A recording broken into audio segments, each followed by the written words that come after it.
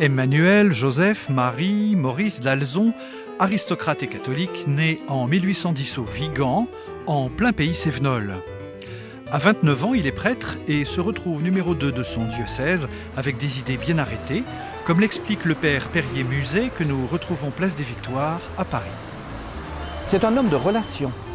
C'est une des raisons qui explique ses déplacements fréquents à Paris dans les années 1840.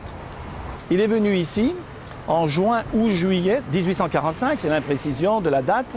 Il s'est agenouillé devant l'autel et il a prononcé des vœux privés, c'est-à-dire au fond l'inspiration qu'il ressentait depuis quelques années de fonder lui-même une congrégation religieuse à Nîmes.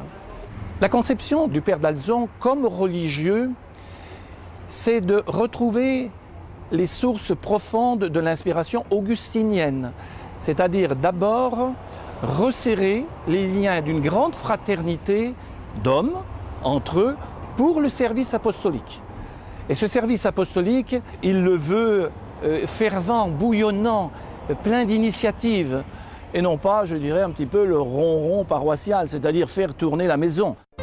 C'est en 1845, à Nîmes, au Collège de l'Assomption, que la première communauté est fondée. Les Augustins de l'Assomption sont nés.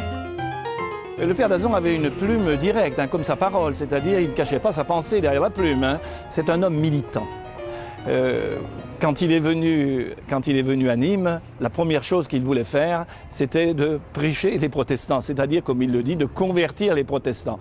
Et c'est la première chose d'ailleurs que son évêque lui a interdite. C'est un homme qui a su sortir de son siècle, d'une certaine manière, de la coquille des gangs de son temps, pour renouveler un dynamisme de la vie chrétienne. Par ses écrits, par son action, par son inspiration, par sa ferveur de foi. Le père d'Alzon mériterait la canonisation. En attendant cet honneur, le vénérable serviteur de Dieu Emmanuel d'Alzon inspire toute une famille où se côtoient pasteurs, hommes de presse, spirituels et missionnaires. Longue aventure depuis Paris.